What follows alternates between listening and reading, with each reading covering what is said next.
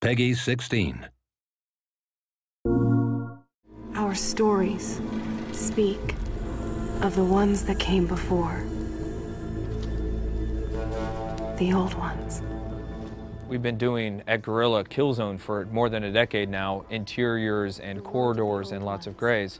We really wanted to do something beautiful. So you had lots of blues, lots of greens inside of that sort of open world environment. And we've actually tried to keep as much of the game in the open world as possible.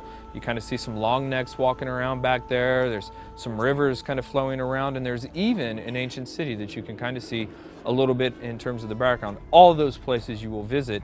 And with the modified Killzone engine that we're using, you're going to be able to visit it all without loading. So it's a completely seamless open world. Sorry, little one. There may be a little bit of a kindred spirit between the machines and Aloy, and that's a big story element that we won't get into today. But yeah, you could probably guess that she's not this indiscriminate hunter that just wants to go around and kill things. She only does so with a purpose. Almost at first glance, you take a look at that bow and you might think, wait, that's just a regular composite bow. But then you take a closer look and you actually notice that it's a mixture. It's a mixture of elements.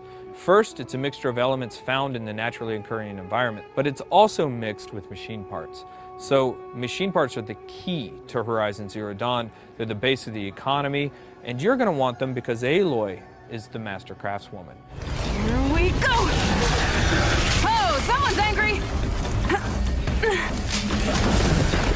The different weapons that are involved in the screen there, you can actually, you're taking a look at that wheel. There are 4 slots on the wheel for weapons, and then each slot for a weapon also has up to 3 slots for that ammo. Not all weapons have 3 ammo types, but there are more than 4 weapons in the game that you can equip, and many of the different weapons actually have more than 3 ammo types. So it's actually a very strategic and tactical choice, and allows for a lot of character customization in terms of what exactly you want to equip and when.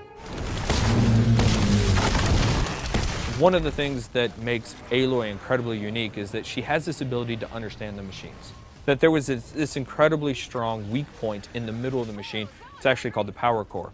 It was protected, of course, by heavy armor plates. There are actually 93 of those destructible armor plates across the entirety of the Thunderjaw.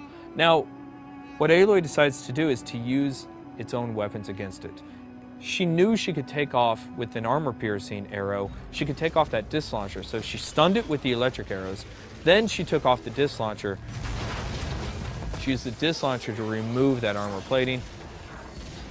Then she used one of the incredibly scarce but very effective explosive arrows to hit that exact spot and take the Thunderjaw down. Of course, we've talked a number of times so far about a perk system or a skill tree, and so there are a large number of elements there. You do get XP from doing quests, you get XP from killing the machines, you get XP from discovering locations in the world. It's a fully fledged RPG.